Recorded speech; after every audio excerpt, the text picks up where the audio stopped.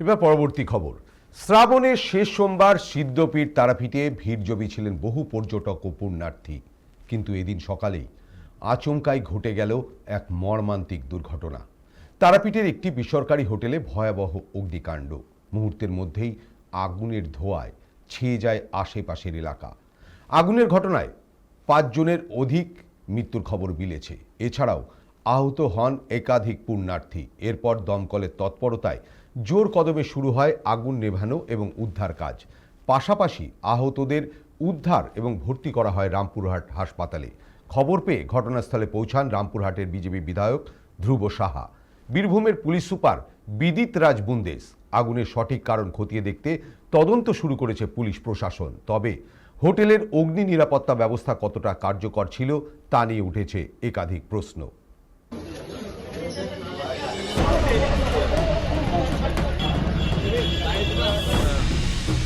তারাপীঠে সকালবেলাতে সাত সকালেই শেষ সোমবার শ্রাবণ মাসের যে ভয়াবহ একটা দুর্ঘটনা ঘটেছে, সেখানে প্রায় 7 জন মতন মারা গেছেন শেষ খবর পাওয়া পর্যন্ত।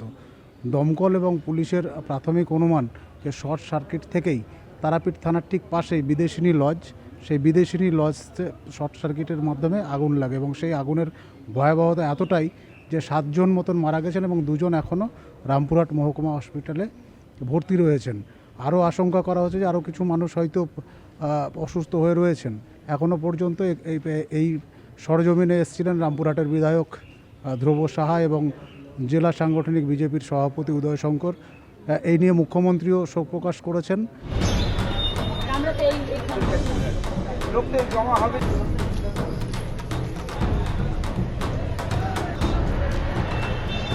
ভোর 4টের সময় খুব আওয়াজ পাই এবং করকর করে আওয়াজ হয়। আমরা হোটেলের মানে রিসেপশনের জাস্ট ডান দিকের 2 নম্বর রুমে ছিলাম, আর আমার আর মা আর বোন ছিল 1 নম্বর রুমে।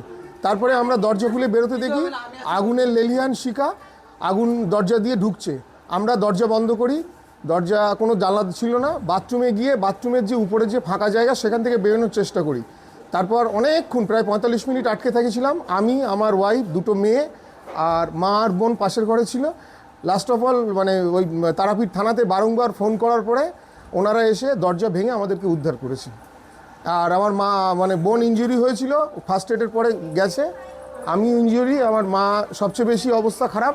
ওটা হোটেল নিউ বিদেশিনী থানার ঠিক পাশের হোটেলটা। আমরা বাদুরিয়া, উত্তর 24 পরগনা বাদুরিয়া থেকে এসেছি। তারাপীঠে বিদেশনি লজ সকালবেলা ভোর 5টার কাছাকাছি খবর পায় পুলিশ কি একটা লোক খবর দেয় কি এখানে মনে হচ্ছে ধোঁয়া বেরোচ্ছে, কোনো আগুন লেগে গেছে। পুলিশের টিম আসে, তারপরে খবর দিয়ে ফায়ার ব্রিগেড भी খুব কুইক রেসপন্স দিয়ে চলে আসে।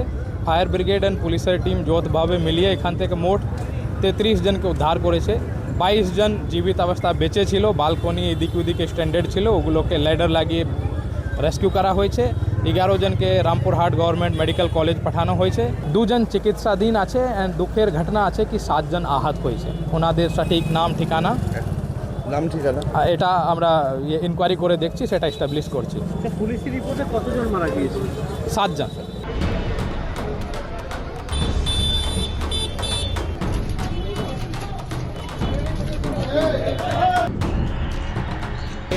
ডিআরডিএ দুর্নীতি, এটাই ডিআরডিএ পয়সা তুলেছে, ডিআরডিএ অনুমতি দিয়েছে, কিন্তু অনুমতি প্রপার চেকিং হয়নি। হোটেল আছে, হোটেলের ফায়ারের জন্য ব্যবস্থা আছে কিন্তু জল নাই। সিঁড়ি আছে, হোটেল আছে, এত বড় হোটেলে কোনো সিকিউরিটি এজেন্সি কিংবা সিকিউরিটির কেউ দায়িত্ব নাই যে গিয়ে ওই রাস্তাগুলো খুলতে পারে। আমরা এই ঘটনার তদন্তর দাবি জানাচ্ছি। কৌশিকীয় অবস্থার আগে এই ধরনের হোটেলের কাজী ব্যবস্থা আছে। খুবই মর্মান্তিক ঘটনা। খবর পেয়ে আমি রামপুরহাট হসপিটালে এসেছিলাম, সেখানেই দেখলাম যে 7 জন অগ্নিদগ্ধ হয়ে মারা গেছেন এবং 2 জন চিকিৎসাধীন আছেন। এমনিতেই এই সময়কালে আপনারা জানেন যে শ্রাবণ মাস, আজকে শেষ সোমবার, পুণ্যার্থীদের এমনিতেই ভিড় হয়, হাজার হাজার পুণ্যার্থী গোটা দেশ থেকে আসে। স্বাভাবিকভাবেই এরকম একটা ঘটনা, এই ঘটনার প্রকৃত কী কারণ, কেন ঘটলো, এটা প্রশাসনকে খুঁজে বের করা দরকার।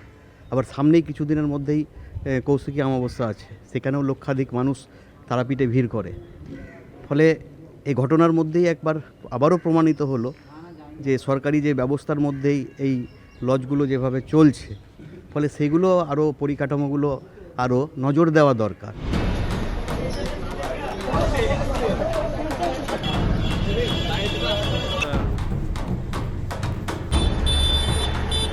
রামপুরহাট থেকে রাজা শেখের সঙ্গে অমলেন্দু মণ্ডল, সময় কলকাতা।